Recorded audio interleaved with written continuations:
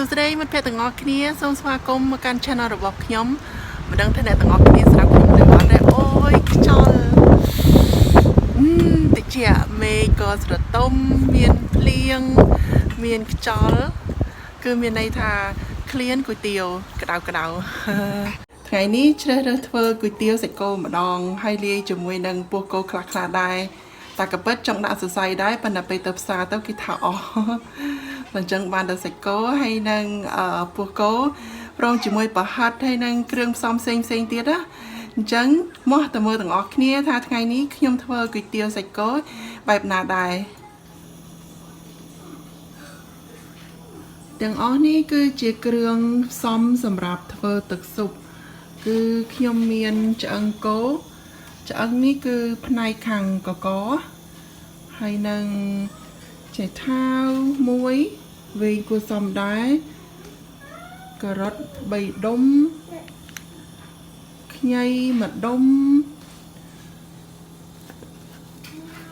ម្សៅស៊ុបគោខ្ទឹមបារាំងចេកថាវប្រៃហើយនឹងពោះគោហើយនឹងប្រហិតព្រមទាំងសាច់គោទុកហាន់ជាចំណិតអានេះគ្រឿងរបស់ថៃមេហើយនឹងឆ្អឹងគោនេះខ្ញុំនឹងធ្វើការលាងសម្អាតវាដោយការដាក់នៅក្នុងទឹកក្តៅមួយភ្លេតសិនណានេះខ្ញុំត្រៀមទឹកសម្រាប់ស្រុះវាមួយស្ទុះហើយឥឡូវចាំឲ្យតពុះឲ្យរួចហើយខ្ញុំនឹងបង់អំបិលហើយដាក់ឆ្អឹងនឹងចូលហើយចេកថាវខ្ញុំនឹងបកសម្បកវាកាត់ជាដុំការ៉ុតនេះផងដែរក៏ប៉ុន្តែការ៉ុតនេះគឺបង់ពេលក្រោយទេដើម្បីកុំឲ្យវារលួយពេករីឯខ្ញីហើយនឹងខ្ទឹមបារាំងវិញខ្ញុំនឹងយកវាទៅដុតក៏ប៉ុន្តែខ្ញុំប្រើអាម៉ាស៊ីននេះគេហៅ air fryer ខ្ញុំទៅបន្តិចណាដូច្នេះហើយខ្ញុំនឹងប្រើម៉ាស៊ីននឹងដុតបើសិនជាអ្នកទាំងអស់គ្នាមិនមានទេអាចប្រើចង្ក្រានធម្មតាឬក៏ខ្ទះអីក៏ដោយគឺថាធ្វើមិនដូចថាឲ្យវារោលភ្លើងឲ្យក្តៅទៅដើម្បីវាចេញក្លិនហើយនឹងរសជាតិឈ្ងុយណា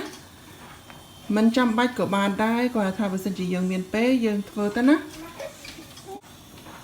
ហើយចាំបន្តិចទៀតខ្ញុំនឹងបង្ហាញផ្នែកដែលយើងផ្សំគ្រឿងទុកថែមពេលណាយើងស្រុះកាទៀវហើយថ្ងៃនេះផងដែរខ្ញុំនឹងប្រើឆ្នាំងធំរបស់ខ្ញុំដែលគេហៅថា instant pot សម្រាប់ធ្វើទឹកស៊ុបកាទៀវបើអ្នកទាំងអស់គ្នាអត់មានឆ្នាំងនេះទេគឺអាចប្រើឆ្នាំងហើយនឹងភ្លើងចង្ក្រានធម្មតាបានណាខ្ញុំជ្រើសរើសប្រើឆ្នាំងនេះដោយសារវាងាយស្រួលក្នុងការចម្អិនហើយវាលឿន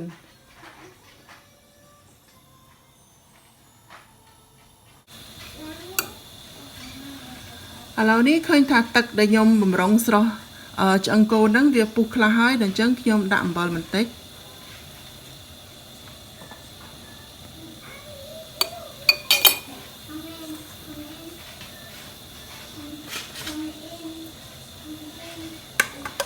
រួចហើយក៏ដាក់ឆ្អឹងគោចូលទៅក្នុងហ្នឹងឆ្អឹងនេះខ្ញុំលាងម្សៅរួចហើយណា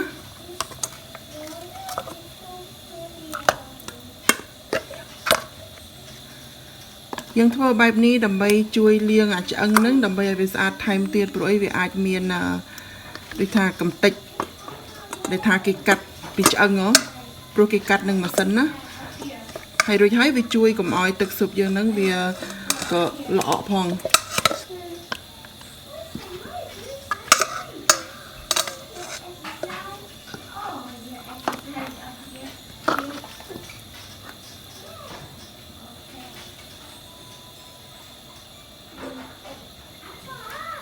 ទុកវាចោលប្រហែលជា5នាទីទៅហើយរួចហើយ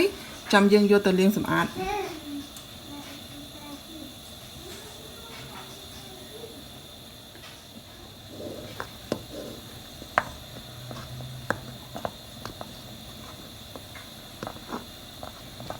អ្នកទាំងអស់គ្នាឃើញកំអែលវាចេញមកហើយបើសិនជាយើងអត់ធ្វើវគ្គនេះទេគឺថាពេលយើងធ្វើស៊ុបទៅវានឹងចេញនៅក្នុងស៊ុបហើយដល់អញ្ចឹងវាពិបាកយើងក្នុងការគៀវាម្ដងតិចណាហើយណាមួយខ្ញុំប្រើ instant pot ទៀតគឺថាពេលខ្ញុំចម្អិនវាខ្ញុំអត់បើកទៀតទេមិនដូចយើងប្រើឆ្នាំងធម្មតា ធ្វើឯងដល់អញ្ចឹងបើយើងប្រើឆ្នាំងធម្មតាយើងមានពេលអាចឆ្កឹះអានេះចេញហើយគេ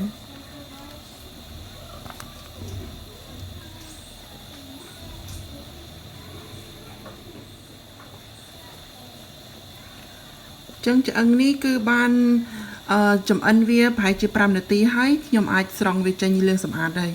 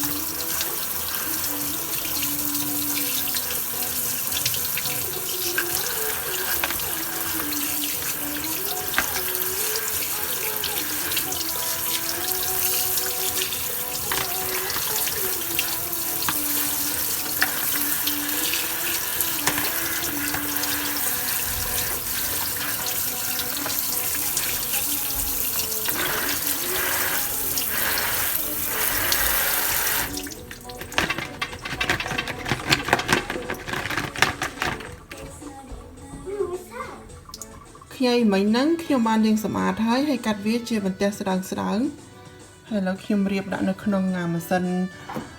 សម្រាប់ចម្អិនរបៀបលក្ខណៈខ្យល់គេហៅថា air fryer នៅភាសាអង់គ្លេសគឺវាបំពងឬក៏វាអាំងនិយាយរួមគឺថាវាប្រើកម្ដៅក្នុងនឹងហើយគឺអត់ប្រើខ្លាញ់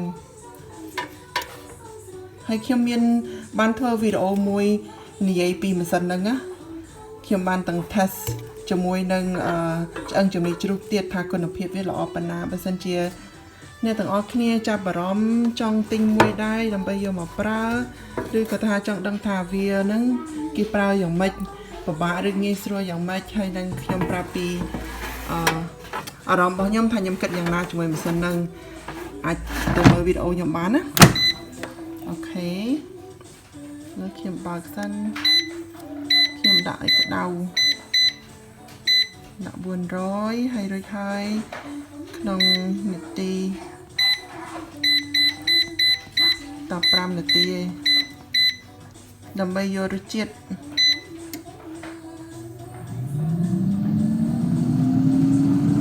អូខេអញ្ចឹងខ្ញុំទៅត្រៀមគ្រឿងផ្សំផ្សេងទៀត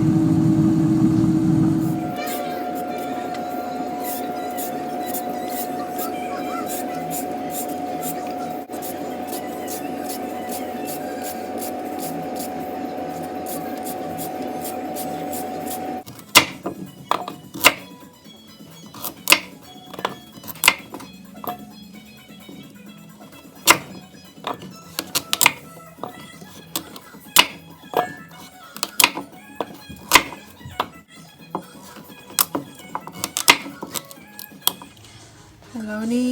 ខ្ញីហើយនឹងខ្ទឹមយើងក៏វាបានចាប់អិនមួយសន្ទុះហើយ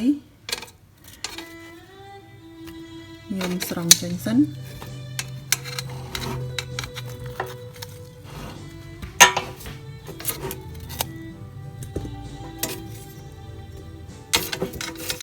ឡូវនេះខ្ញុំនឹងត្រៀមដាក់គ្រឿងផ្សំទាំងអស់នេះចូលទៅក្នុងឆ្នាំង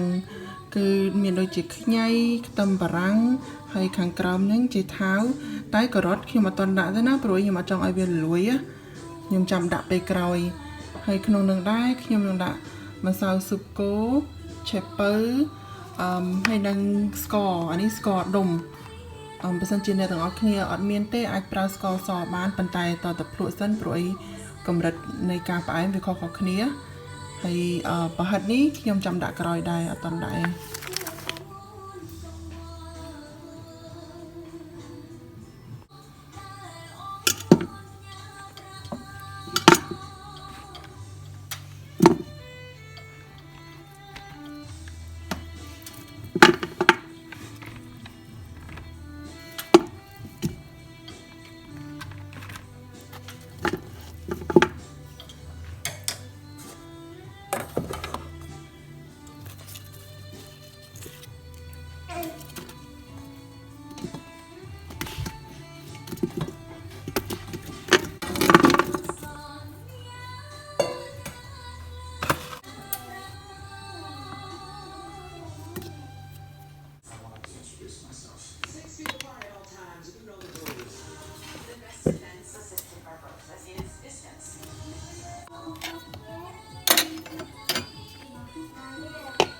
ខ្ញុំនៅសល់គ្រឿង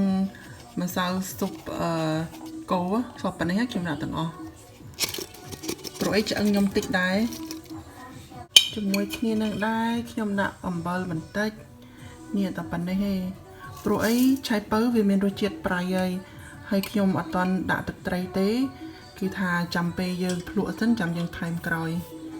ឥឡូវនេះគឺខ្ញុំដាក់ទឹកយើងដាក់ល្មមទៅម្លិចសាច់ហ្នឹងណាព្រោះអីអានេះវគ្គដំបូងគឺយើងគាត់ណាស្ងោរចំអិនវាដើម្បីឲ្យសាច់ហ្នឹងផុយហើយឲ្យវាចេញរសជាតិពីគ្រឿងផ្សំយើងផ្សេងបន្ទាប់មកយើងនឹងដកអ្វីៗគ្រប់យ៉ាងហើយបានថែមទឹកទៀតដល់ខ្ញុំថែមបន្តិចទៀតសិនព្រោះអត់តាន់លិចទេឃើញទេ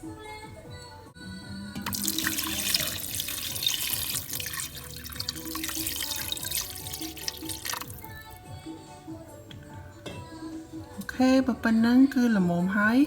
អញ្ចឹងខ្ញុំចាប់ចំអិនទឹកស៊ុបរបស់ខ្ញុំហើយបិទគម្រប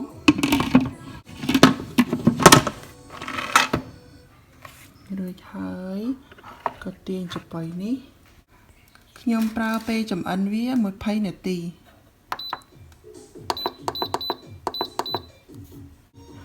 ប៉ុណ្្នឹងឯងទុកវាចោលហើយដល់ពេលដល់ម៉ោងខ្ញុំនឹងមកឆែកមើលថាតើសាច់ខ្ញុំនឹងវាផុយគ្រប់គ្រាន់ដែរឬទេបើសិនជាផុយខ្ញុំនឹងបន្តទៀតតែបើសិនជាមិនផុយទេខ្ញុំដាក់វាថែមម៉ោងទៀតអញ្ចឹងបាយមកមើលគ្រឿងផ្សំផ្សេងទៀតសិនឥឡូវនេះខ្ញុំនឹងត្រៀមគ្រឿងសាច់ផ្សេងដែលយើងដាក់ថែមពេលធ្វើគុយទាវពោះគោនេះខ្ញុំនឹងស្រុះវាមួយភ្លែតជាមួយនឹងទឹកក្តៅដែលខ្ញុំនឹងបង់អំបិលបន្តិចបន្តួច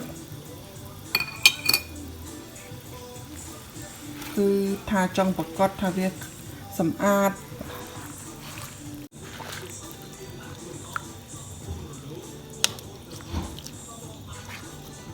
ដល់ពេលរួចហើយខ្ញុំនឹងកាត់វាជាចំណិតតូច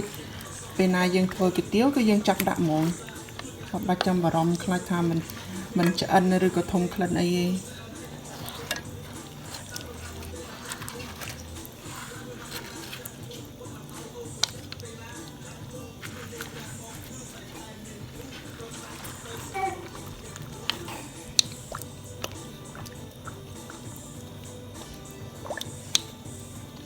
ខ្ញុំនឹងចំអិនវាប្រហែលជា5នាទីអីទេព្រោះកាលណាពេលយើងហាន់ហើយជាចំណិតតូចស្ដើងវាអត់សូវជាស្វិតប្រហែលទេ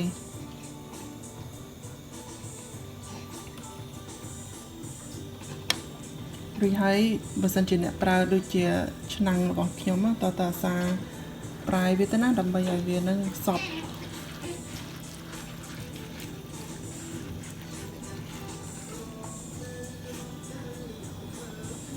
នេះពុះគោដែលខ្ញុំទឹមតែស្រង់ឥឡូវនេះវាកំពុងក្តៅដូច្នេះហើយខ្ញុំចាំមកស្ទុះឲ្យវាត្រជាក់សិនហើយបានហាន់វាស្ដើងអញ្ចឹងខ្ញុំត្រូវត្រៀមប្រហិតហើយនឹងសាច់ចំណិតសិន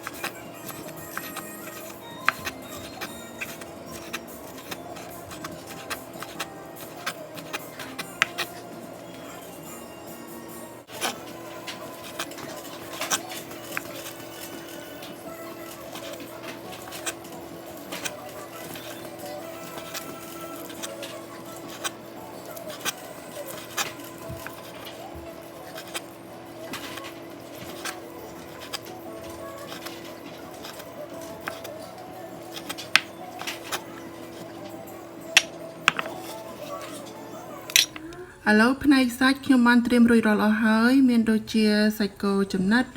ប្រហិតហើយនិងពោះគោអញ្ចឹងបាយមកមើលគ្រឿងផ្សំដែលយើងត្រូវថែមផ្នែកបន្លែម្ដងអូខេ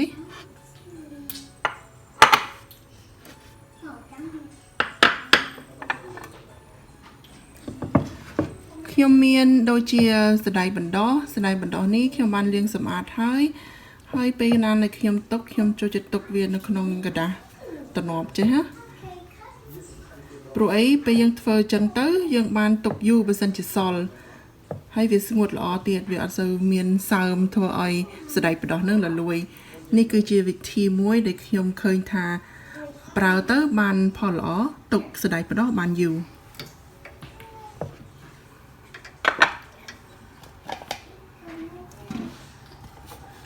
រីឯជីដែលខ្ញុំជ្រើសរើសប្រើថ្ងៃនេះមានដូចជាស្លឹកខ្ទឹម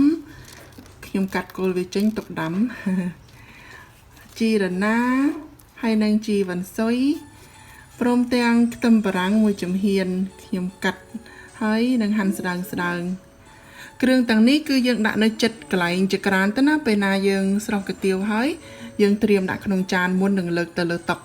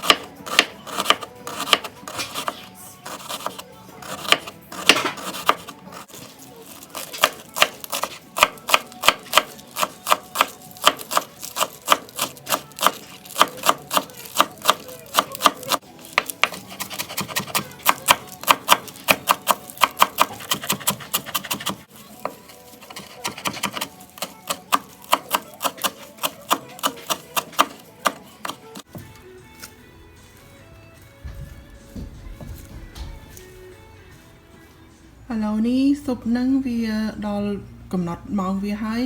អញ្ចឹងខ្ញុំចាប់ផ្ដើមប្រឡែងខ្យល់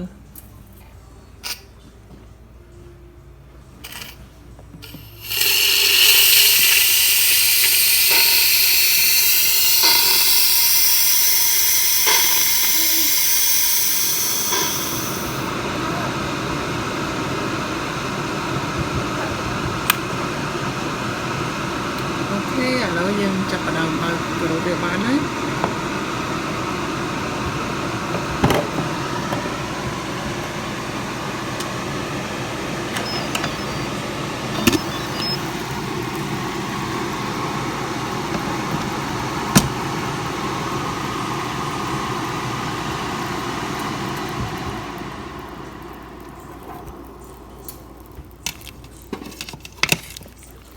ឆែកមើលសាច់សិនជ្រុះចេញពីឆ្អឹងហើយផុយហើយអូខេអញ្ចឹងខ្ញុំអាចស្រង់សាច់នឹងចេញសិនណាកុំឲ្យរលួយថែមទៀតហើយនឹងខ្ញុំនឹងថែមទឹកដើម្បីឲ្យវាពេញណាហើយរួចហើយបន្តចម្អិនបន្តិចទៀតបានញ៉ាំហើយ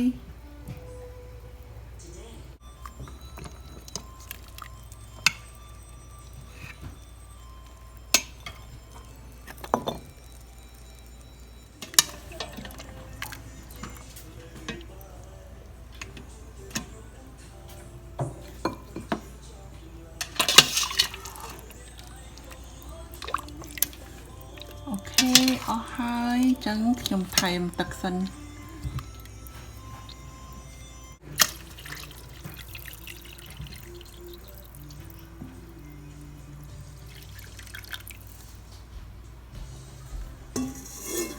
បន្តិចទៀត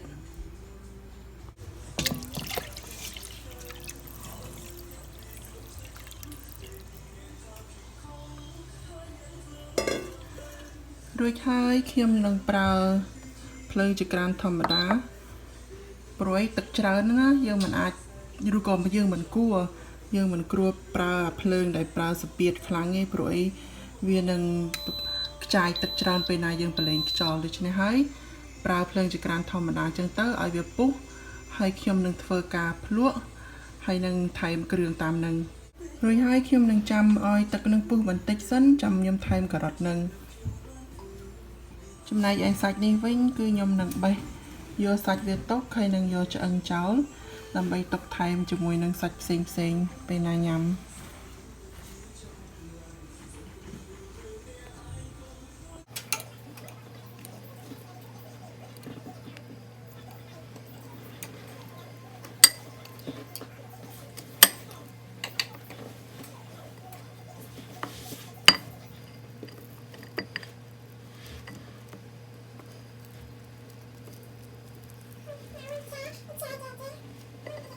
ឥឡូវនឹងទឹកស៊ុបចាប់ផ្ដើមពុះវិញតិចហើយអញ្ចឹងខ្ញុំស្រង់យកអាគ្រឿងខាងក្នុងនឹងចេញសិន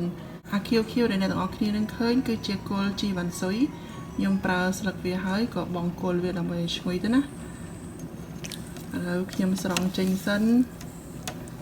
រួចហើយចាំភ្លក់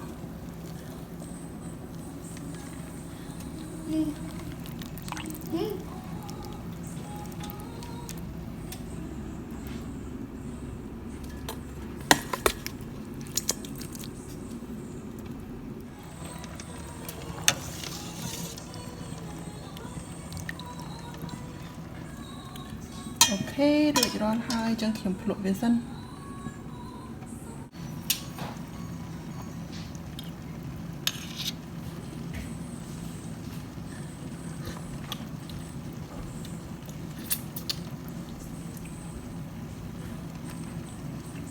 ចង់ល្មមនេះតែខ្ញុំថែមទឹកត្រីបន្តិចសិនដើម្បីយករសជាតិណា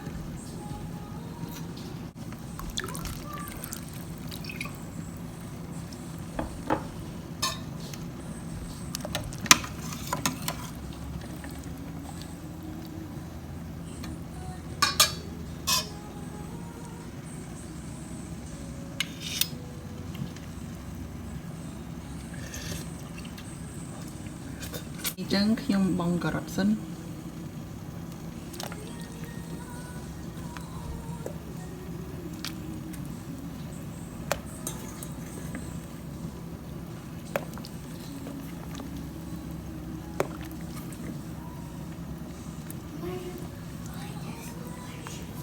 ដាក់មួយកុំឲ្យវាខ្ទាត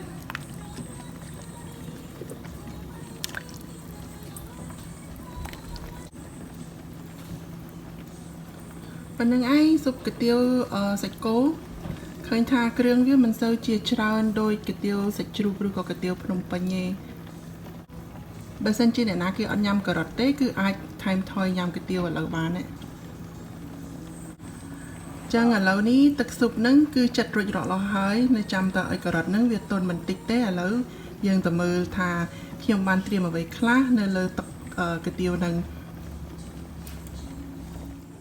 ឥឡូវនេះគឺមកដល់គ្រឿងសម្រាប់យើងថែមថយ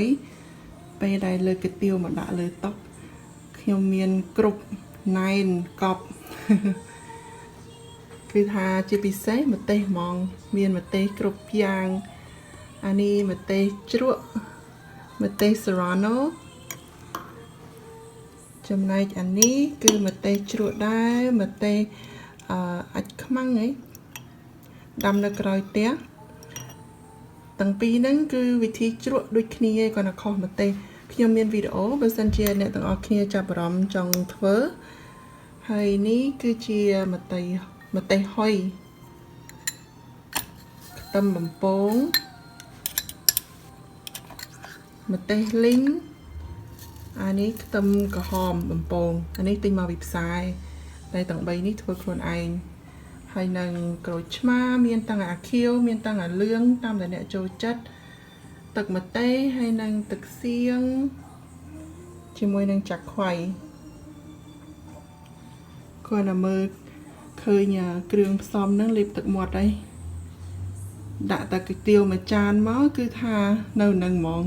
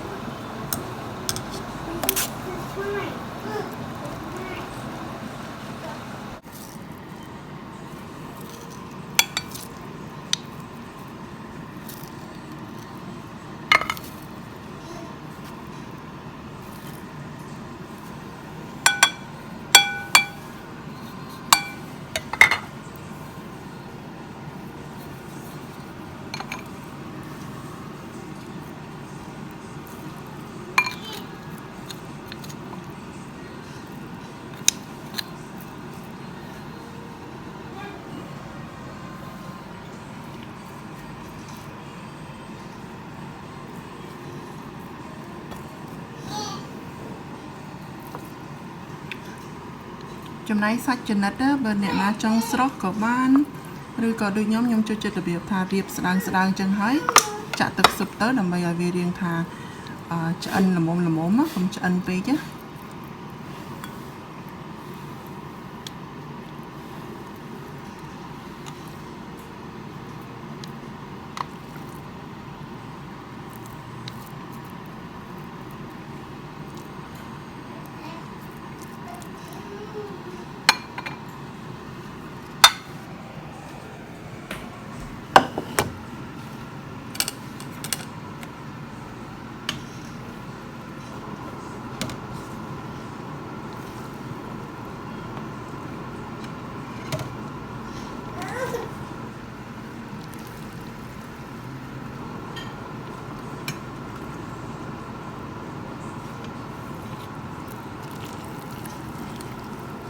ឃើញទេសាច់គោគាត់តែត្រូវទឹកស៊ុបក្តៅហ្នឹងឆ្អិនបាត់ហើយ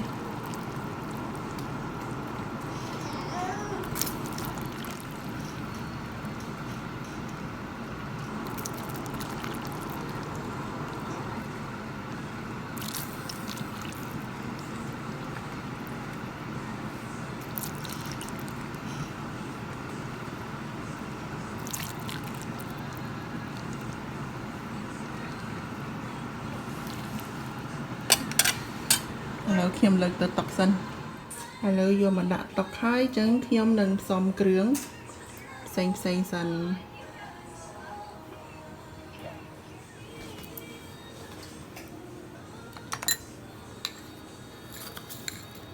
ខ្ទឹមបំពង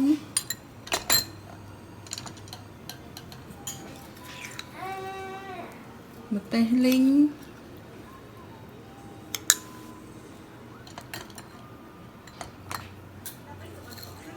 ខ្ទឹមក្រហម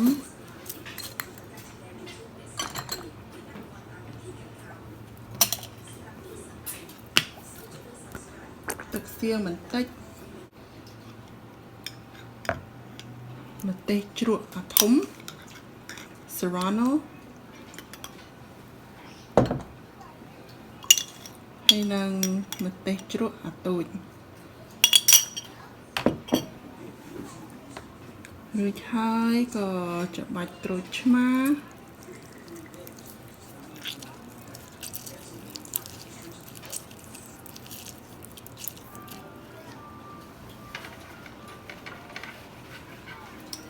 ហើយលាយចូលគ្នាអាចចាប់ផ្ដើមញ៉ាំបានហើយ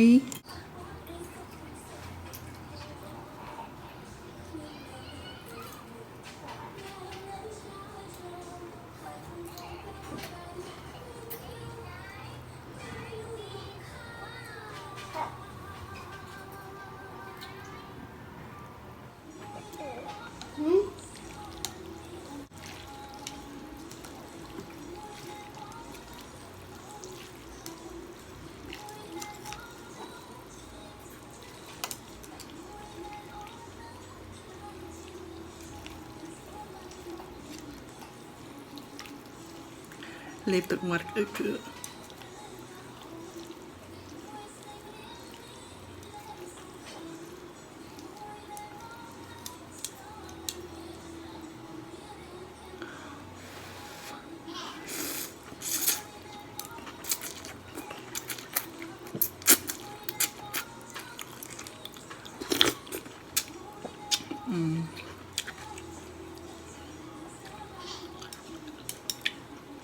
សាច់គោឯប៉ុណ្ណេះល្មម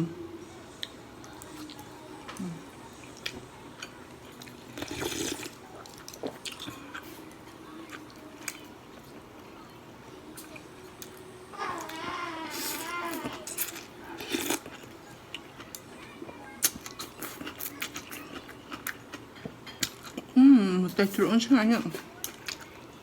ខ្ញុំទៅមិនធ្វើយកមិញណាស្រួយនេះអាម្ទេសទុយនេះ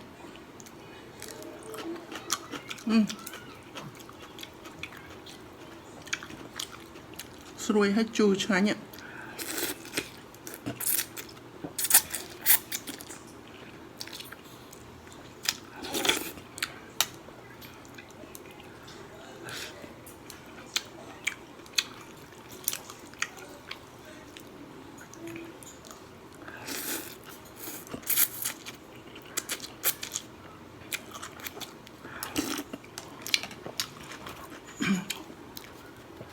ខ្វៃ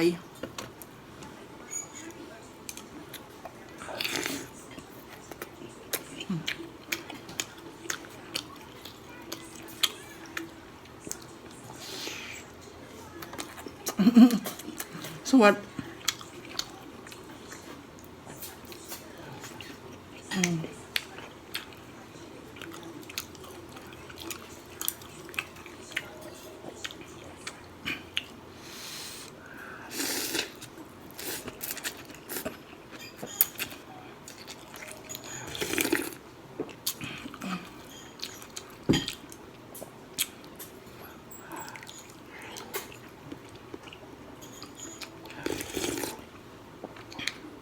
ផ្អែមក្រត់នេះផ្អែម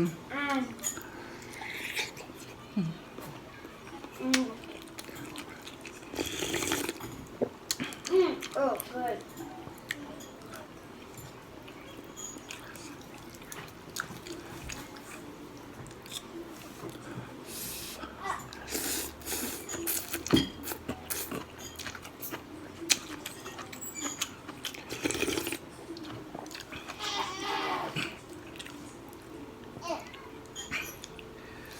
Bố cố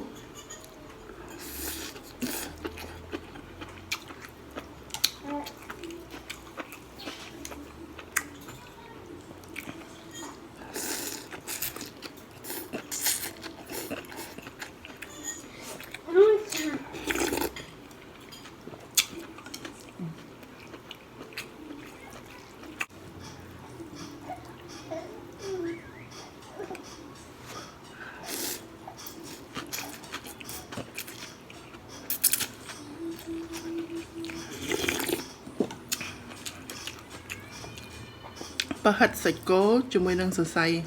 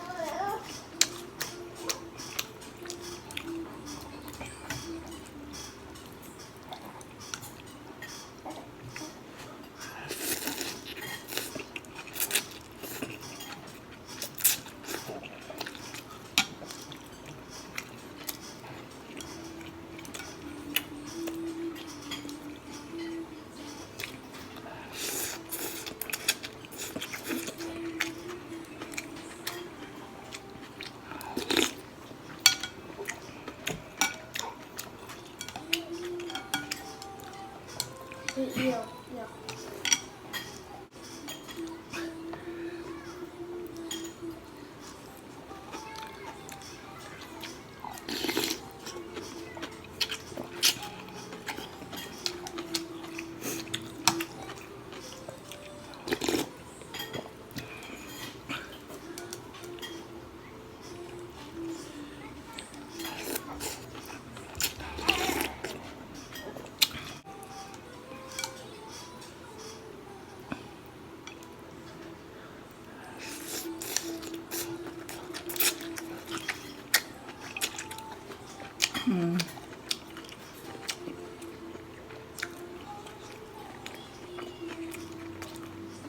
សាច់គោនឹងនិយាយពីផ្អែម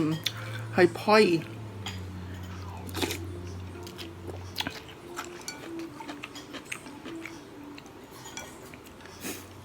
ព្រោះអីវាអត់ឆ្អិនជ្រុលហ៎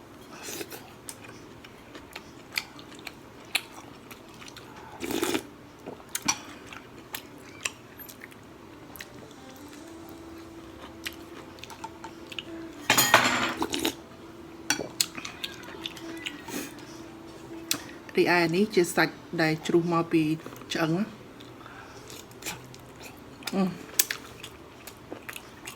Thôi.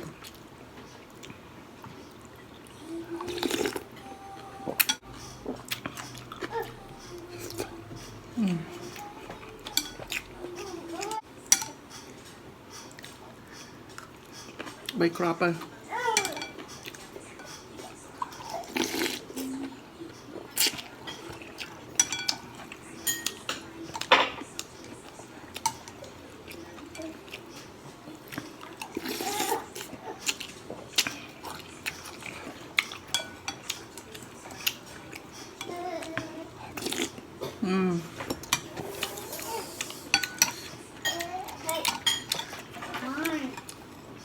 Củ tiêu sạch cơ lệch môi.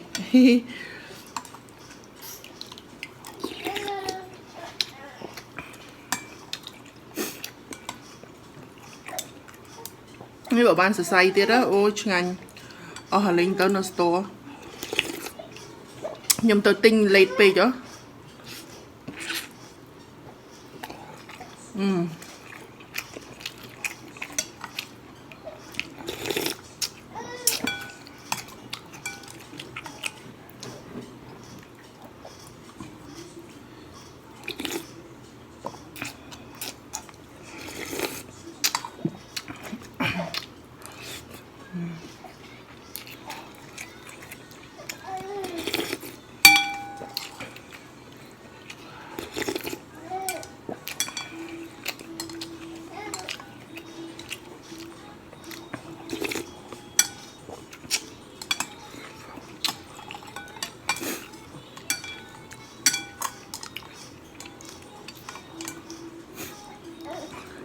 Mà tê crop trong cõi hơi.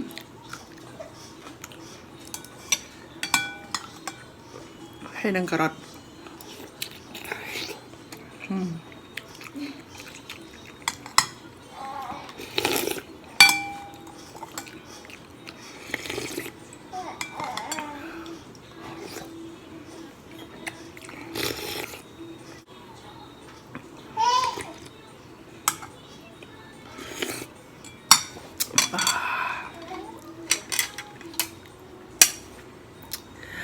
Lâu nắng chặt tục phải chạy bàn tay lâu tầm mong bấy gì cho miền này thả phải chị ai bây là nghề tiện.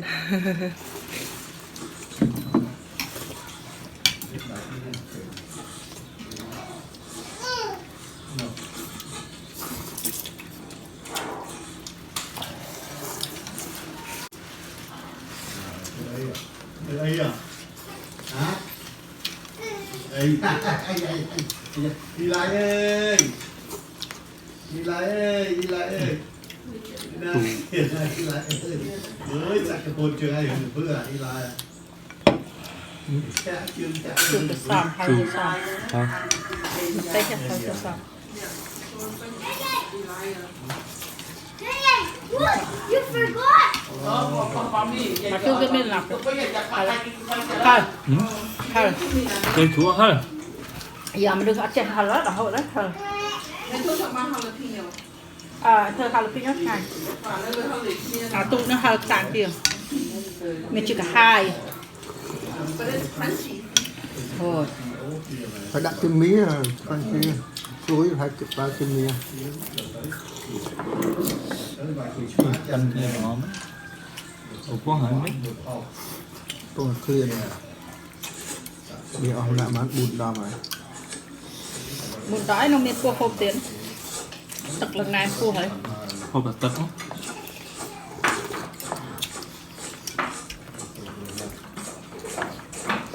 Nhưng một mà mới làm chù một tràn.